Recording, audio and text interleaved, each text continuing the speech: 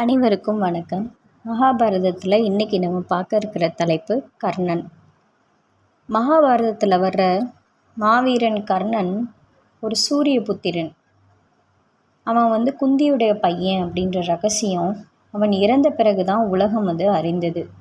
பாண்டவர்களுக்கு அவன் சகோதரன். கொடைக்கு பெயர் பெற்ற கர்ணனோ இறப்பதற்கு சில நாட்கள் முன்பு தான் கிருஷ்ண பகவானோட லீலையால் இது தெரிஞ்சுக்கிட்டான். பூர்வ ஜென்மத்தில் கர்ணன் பிரம்மதேவன் கிட்ட ஒரு வரம் பெற்றிருக்கான். அவனுடைய சரீரம் 1000 சட்டைகளால் போர்த்தப்பட்டிருந்துச்சு. சகசிர கவசன்னு பெயர் பெற்ற அசுரனாக இருந்தான் கர்ணன். தேவர்களை தாட்சண்யமின்றி தாக்கி வந்தான். எவரும் அந்த 1000 சட்டைகளை நீக்காமல் அவனை கொல்ல முடியாது. அவனை தாக்க விரும்பும் வீரன் 12 வருடங்கள் தவமிருந்து விட்டு அதன் பின்னர் 12 வருடங்கள் அவனோட தொடர்ந்து போர் புரிந்தால் 1000 கவசங்களுள் 1 அறுக்க முடியும். இவ்வாறு 24 வருடங்கள் வீதம் தவமும் போரும் யாகமும் செஞ்சு 1000 கவசங்களை ஒன்றன் பின் ஒன்றா அறுத்தெறிஞ்சா சகசிர கவசன் மடிவான். இதை தேவர்களால் செய்ய முடியலை. எனவே அவன்கிட்டருந்து தேவர்கள் தாங்கனா துயரத்துக்கு ஆளானாங்க.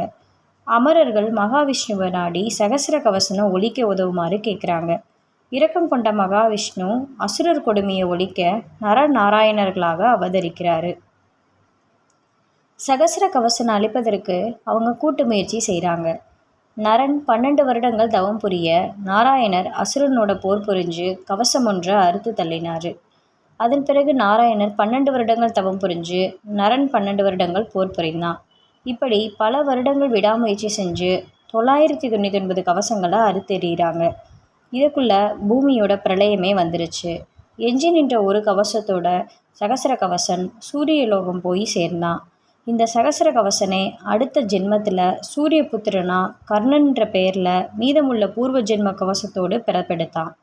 இந்த கவசமும் அறுக்கப்பட வேண்டிய காரியத்திற்காக பகவான் மகாவிஷ்ணு நர ரூபத்தில் அர்ஜுனனாகவும் நாராயண அம்சத்தில் கிருஷ்ணனாகவும் பிறப்பெடுத்தார். 12 ஆண்டுகள் கழித்து பாண்டவர்கள் வனவாசம் செஞ்சது அந்த நரனுடைய 12 வருட தவமே ஆகும்.